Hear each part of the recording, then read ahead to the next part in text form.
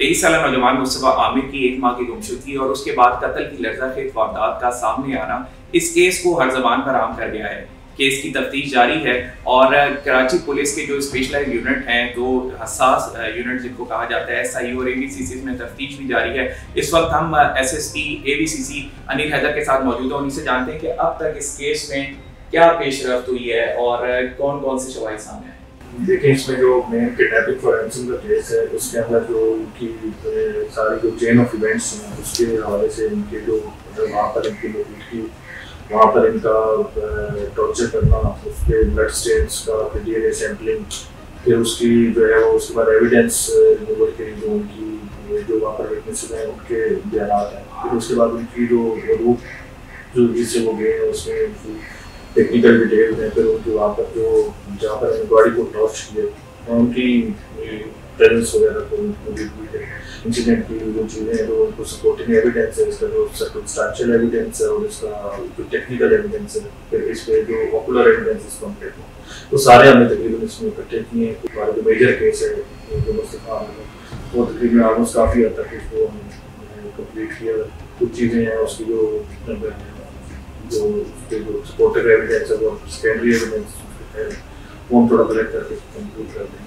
अच्छा अनिल साहब, जैसे 1 माह गुजरने को है, तकरीबन आपने भी तफ्तीश का जो दायरा कार्य वसी किया और शवाहिद भी इकट्ठी किए। ये मुलजिम अरमोहान है, ये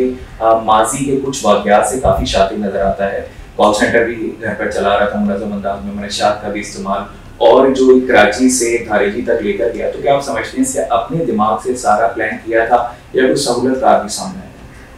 इतनी सहूलतकारी में तो इसके साथ जो असिस्टेंस की जो वो इसका कोई चिराग है,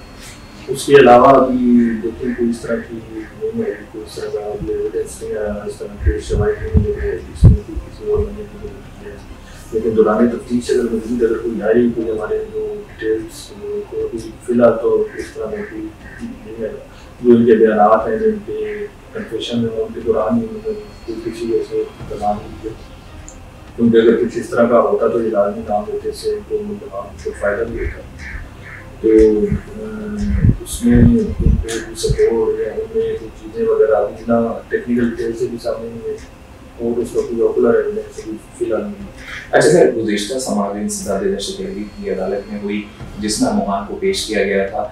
उसमें एक उनके वकील की जानिब से ये बयान सामने आया था कि अरमोहान ने एतराफ़ी जुर्म करने का या फिर बाली जुर्म के लिए ख्वाहिश का इज़हार किया है। तो क्या आपको लगता है कि अरमोहान अब जो 24 मार्च को पेशी होने जा रही है उस पर अपना इकबाली जुर्म करेगा, या शिराज की तरह कि उसने भी इकबाली जुर्म का था और कोर्ट में जाके मुकर गया, या वो उसी टैक्टिक्स पे अमल करेगा? देखिए, शिराज का जो मुकरने वाला नहीं है उसमें मैं इसको क्लैरिफाई करूंगा, ये वो मुकरा बिल्कुल नहीं है। वो ये क्लेम करता है कि मैं बेसिकली बतौर गवाह हूँ इस वाक़े का, वो वाक़े को नहीं डिनाई कर रहा, वो साथ जा रहा है और उसको देखें उसकी अपनी एक स्टेटमेंट है जिसके ऊपर ये कहा गया कि वो मुकर गया। अब वो ये समझते हैं कि अगर साथ जाने वाला वो शरीके जुर्म नहीं है तो ये उनका अपना जो है वो एक ओपिनियन है, उसके ऊपर मुकरना हम उसको नहीं कह सकते। वो वाक़े से नहीं मुकरे, तो वो बेसिकली अपने आप को बतौर गवाह पेश करना चाह रहा है। तो देखेंगे उसका अपना जो है वो उसकी ये स्टेटमेंट थी।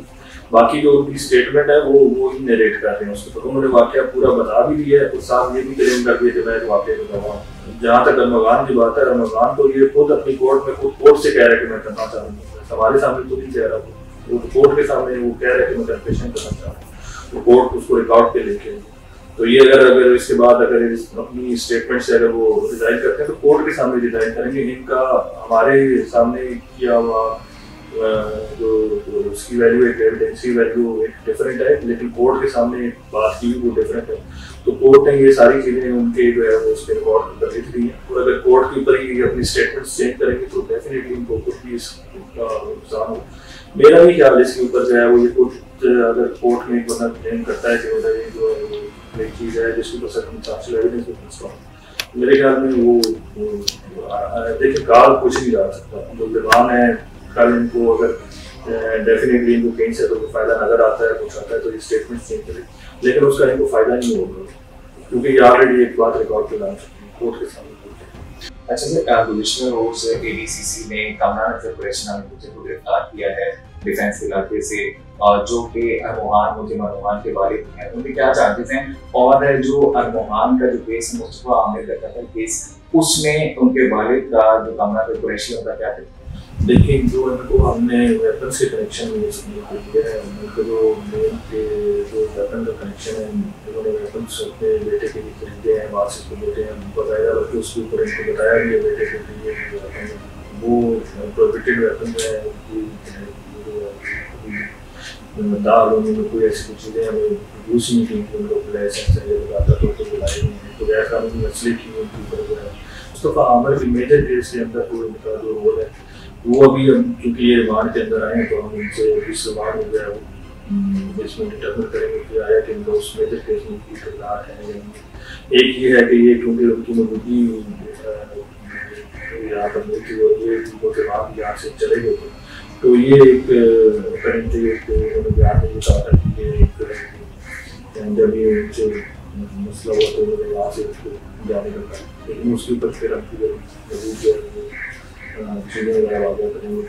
अच्छा नहीं सर, कामना जो कुरैशी का कितने रोज़ा रिमांड में ये बता दें। दूसरी चीज़ हमने देखा कि माजी की जितनी भी पेशियाँ हैं उस पर कामना नज़र कुरैशी की जो प्रोफाइल काफ़ी मुतनाज़ नजर आई, उनके बयान वो मीडिया को फेस करते हुए काफ़ी शॉक्ड होते थे वकला के साथ भी, लेकिन गुज़िश्ता रोज़ एक वीडियो मंजर यहाँ पर आई जिसमें वो काफ़ी शर्मिंदा नजर आ रहे हैं, उनका जो बयान है वो बिल्कुल मुख्तलिफ नजर आ रहा है। तो क्या वजह समझते हैं कि बाहर और जब गिरफ्तारी के बाद इस तरह का बयान आना, क्या ADCC के साथ कोऑपरेट कर रहे हैं तफ्तीश में? देखिए वो तो एक स्टाइल और एक वैसे उनका एक स्टांस है जो उनका तकरीबन तमाम जो है वो जो भी उनके साथ है जिनमें धमकियाँ दी हैं उन्होंने शायद ये खुद को मुबर्रा समझते थे कानून से कि उनको जो है वो गिरफ्त में नहीं लाया जा सकता या ये भी ऐसा काम नहीं करे। अब अगर एक बंदे ने वेपन्स की डिटेल भी अपने पास रखी हैं, चीज़ें उनके अपने पास से मिलती हैं, तो मेरे ख्याल में इनके माइंड में ये था कि शायद ये कुछ भी कहेंगे जो भी कहेंगे ये जो है वो उसके कॉन्सिक्वेंसेज नहीं है। कोई बंदा जो है वो ये किसी को भी चाहते हैं तो कुछ भी बोल दें, थ्रेट कर दें, उनको अपने जो एक्शन है उनके कॉन्सिक्वेंसेज का अंदाजा नहीं है। तो मेरे ख्याल में तो इनको जो है वो रियलाइजेशन जो है वो जब ये कानून की दृष्टि में एक बंदा आ जाता है तो उसको ये रियलाइज हो जाता है कि कानून से मुबारा कोई नहीं होता। जब भी लॉ एक्शन देता है तो काफ़ी लोगों की रियलाइजेशन जो है जिस तरह आपने जिक्र किया कामरान नज़र कुरैशी ने टैक्टिक्स इस्तेमाल की हैं कि केस का रुख मोड़ने के लिए, तो बहुत से बयान भी उनके मंजर आम पर आए, बहुत से किरदारों के नाम लिए जैसे ब्लड टेंशन लिया, उसके अलावा भी बहुत सारे किरदारों के नाम लिए। तो क्या आप समझते हैं कि वो भी टैक्टिक्स थी केस को घुमाने के लिए या कोई इस तरह के शवाहिद नहीं है? देखिए अभी तक हम तो एविडेंस बेस्ड लीड क्यों बताएंगे, ये मेरे ख्याल में ये जब उनको ये था कि उनके अपने बेटे के फ्रेंड सर्कल में जो मशहूर किस्म के लोग हैं उनके उन्होंने नाम लिया वो बिल्कुल होगा मशहूर, लेकिन हमें तो इस केस से रिलेटेड उनको देखना है कि अगर वो इसमें अगर उनकी कोई अमल दखल है तो हम उसको जो है उसमें शामिल तफ्तीश करेंगे, लेकिन अभी तक तो फिलहाल उसको कोई इस तरह का लोग सामने नहीं आया। सिर्फ इनके वालिद ने उनके ऊपर जो है वो शक का याद किया था कि उसको अगर आप उठाएंगे तो इसमें बाकी दीगर बयान में इस तरह का कोई हमारे किसी जो है दीगर बयान थे जो हमारे को नाम है उसमें से किसी ने उसका नाम दिया नहीं। अगर कोई एविडेंस आएगा तो हम उसको भी शामिल। सर आखिरी सवाल ये कि माजी में हमने देखा है कि जब भी इस तरह के वाक़यात होते हैं, हार्डकोर क्रिमिनल होते हैं, इस तरह की वारदात होती है और उसके बाद जब मुलजिम को पकड़ लिया जाता है, अदालत में पेश किया जाता है, तो तफ्तीश की कहीं कमजोरी नजर आती है। तो अब तक की जो तफ्तीश है, क्या आपको लगता है कि ये ADCC की जो तफ्तीश है जो केस आपके पास है उसमें इसको कैफिर किरदार तक सजा दिलाई जा सके? देखिए हमारा काम ये है कि जितने भी मौजूदा जहाँ पर जो सबूत हैं या जो चीज़ें हमें जो मिलती हैं वो हम सिक्योर कर लें और हमें प्रेजेंट कर लें। अब जो चीज़ें वहाँ पर मौजूद हैं वो आप अगर देखेंगे तो शुरू से ही वो प्रिजर्व करके प्रॉपर तरीके से उसको आगे देंगे। जो इनकी जो टॉर्चर के हवाले से जो उसके दावे उसके आपको किडनैपिंग या कत्ल के हवाले से अगर आप चीज़ें देखेंगे तो उसके सबूत तकरीबन जितने भी कोशिश की गई इकट्ठे किए गए। सबसे पहला तो मुश्किल मरला तो आइडेंटिफिकेशन थी और अरेस्ट ऑफ एक्यूज्ड होता है। जब अरेस्ट ऑफ एक्यूज्ड हो गया क्योंकि एक्यूज्ड या एट लार्ज होता तो इसकी तफ्तीश कहीं भी नहीं जाती। हमें डेफिनेटली इफेक्ट होता अगर हमारे पास इसका कोई एक्यूज नहीं होता तो और वो 8 दिन हमारे पास ये नहीं रहता तो वो तो डेफिनेटली फिर हम काफ़ी ज़्यादा क्लू ले सकते। हो सकता है किसी और चीज़ से हमें क्लू मिलता, जितनी भी चीज़ें उसके जो एविडेंस टेम्परिंग के बाद भी क्योंकि इस तरह के नेचर के एविडेंस है कि वो सिक्योर है तो रिपोर्ट्स में ही उनका जो है वो उसका स्ट्रॉन्ग एविडेंस है। तो एक उसमें एक एविडेंस नहीं आया मर्जी में, उसके साथ एक कोई और भी वाक़यात उसके साथ रिवील हुए उनके लिए भी सबूत जो है वहाँ से मिलते हैं।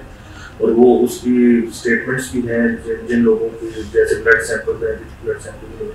उसके ऊपर जिनके दूसरों को मिले उनकी भी स्टेटमेंट, तो सिर्फ एक किसी उनके हवाले से नहीं है, उसको कोलैबोरेट करने के लिए सेकेंडरी एविडेंस की भी उसको खड़ा करने के लिए। तो मेरे ख्याल में एक मजबूत केस है, तो होपफुली प्रोसिक्यूशन उसको जो है वो प्रोसिक्यूट करने में और उसका जो उनका जस्टिस है वो मिलने में आई एम वेरी होपफुल के लिए उनको वाणी के नतीजा के तफ्तीश शामिल। बहुत शुक्रिया अनिल अजहर साहब, हमारे साथ मौजूद थे एसएसपी एवीसीसी अनिल अजहर, जिन्होंने एवीसीसी में जो केस है उसके हवाले से, तफ्तीश के हवाले से तमाम तर आगाह किया और इस बात को वाज़ेह किया कि जितने भी शवाहिद और सबूत इकट्ठे किए गए हैं उससे जो मुलजिम है उसको करार वाकई सजा दिलाई जा सकती है।